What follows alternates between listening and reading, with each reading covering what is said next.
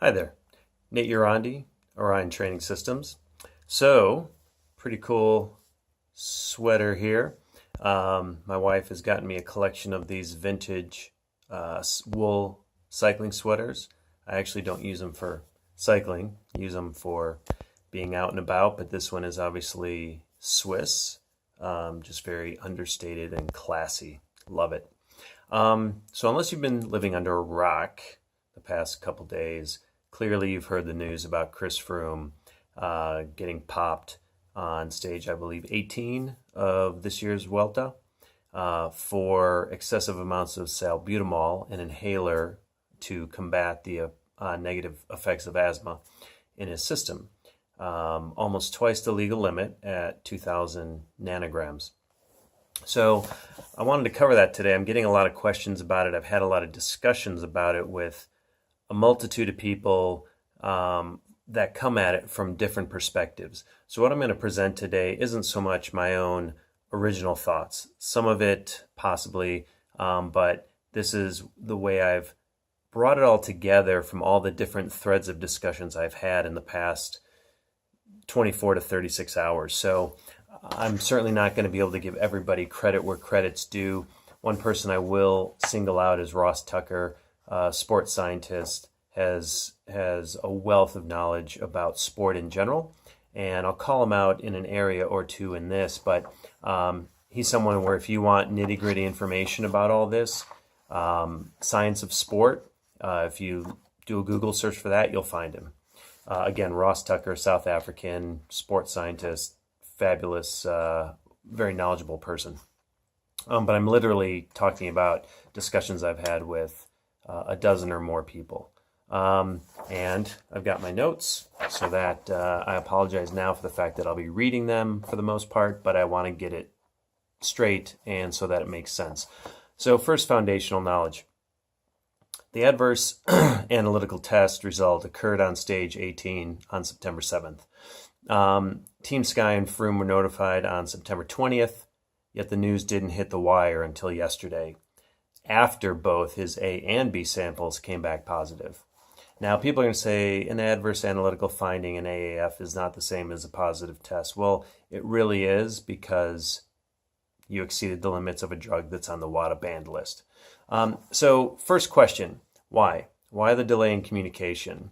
Why allow 3 months for Sky, Froome, doctors, lawyers, etc. to create a narrative and prepare defense before the public finds out? That smells pretty fishy to me. Froome, in fact, admits that both the drug and the dose, twice the legal limit, were in his system. What he disputes is how it happened. I did nothing wrong. I did what the doctor told me to do.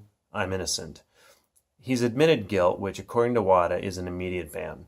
And if Sky stated zero tolerance policies to be believed, then Froome should have been immediately sacked and only reinstated after he proves that he's innocent.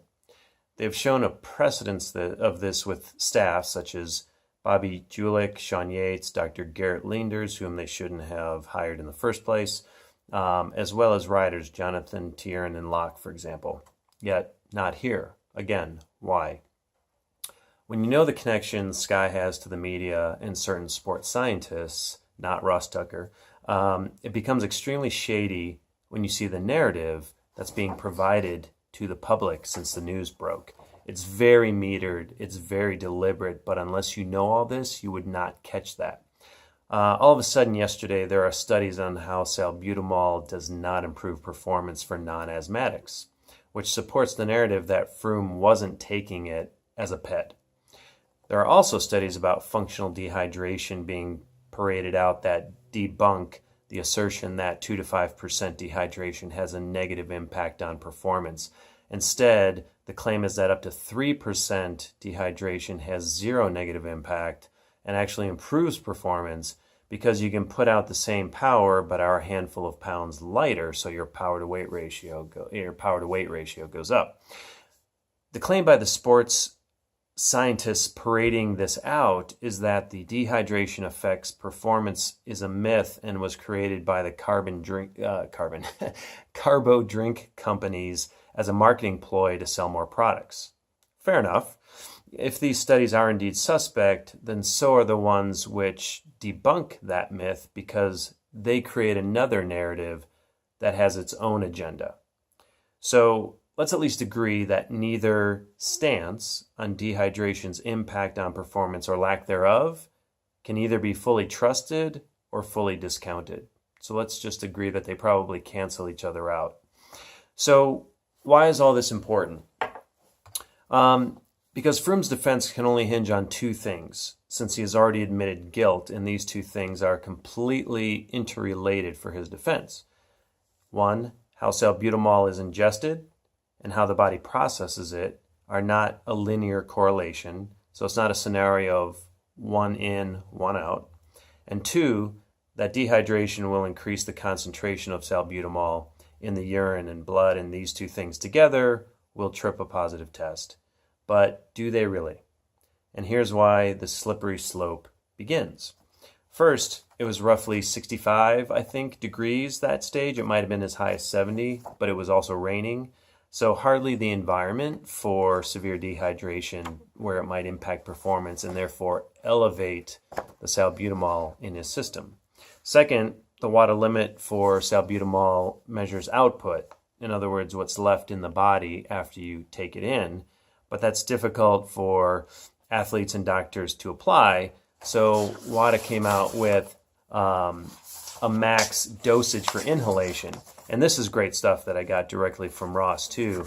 So the inhalation being the input. 800 micrograms over 12 hours and 1600 micrograms over 24 hours is the allowable inhalation of salbutamol according to WADA code. The point here is that WADA needed to be able to distinguish between inhalation or ingestion in either an injection or pill form rather than an inhaler form. The reason is that 20 micrograms of oral salbutamol regularly trips the threshold for a positive test, but 8 times 200 microgram inhalations does not.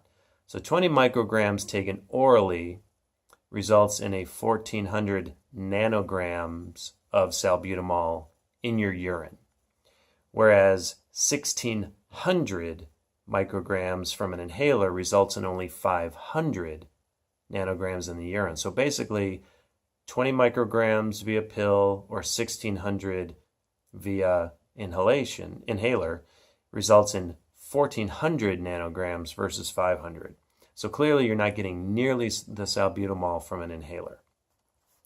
So that's a huge difference. So it's very easy to distinguish between oral or inhaled salbutamol because of such a disparity in the impact to how much is in your urine. So how does dehydration fit in? If dehydration was responsible for tripping the test, then it would happen in a lot of sports because there seems to be a plague of asthmatics, quite frankly, in top-level sports with TUEs for salbutamol, not just in cycling. And there would be a veritable line around the building, if you will, of false positives going all the way up to CAS, which is the world governing arbitration body for sport, if dehydration were really at play here, because this would not just be a unique occurrence as it's being purported by both Froome, Sky, and their lawyers. As mentioned above, a study was done on the correlation of salbutamol concentration in the body and how dehydration impacts that. And so a couple of tests were run on roughly 32 subjects. One is they took all 1600 micrograms that are allowable within a 24-hour period. They took that all at once. And then they exercised until they showed a 5% dehydration rate. And then the amount of salbutamol in their system was measured. And in that instance, 20 of the 32 test subjects tripped the test, tripped a positive. Then what they did is they gave the same subjects 800 micrograms of salbutamol, so the legal limit within a 12-hour period. And they did the same thing, exercised those folks to 5% dehydration, retested them, curiously, only one of the 32 tripped a positive. And so what's interesting is that for the dehydration defense to be applicable to Froome, he would have had to take 1,600 micrograms all at once and then become dehydrated. So if he's already dehydrated to a degree, then the line of defense starts to cave in already. Not to mention, he would have to admit that he sucked down his entire inhaler at once, which is blatantly illegal.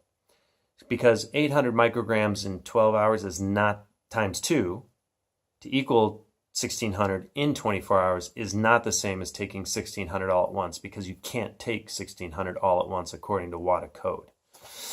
The half-life of salbutamol is also between 2 and 5 hours. So let's say Froome inhaled 800 micrograms every 12 hours on the nose over the course of the entire Vuelta.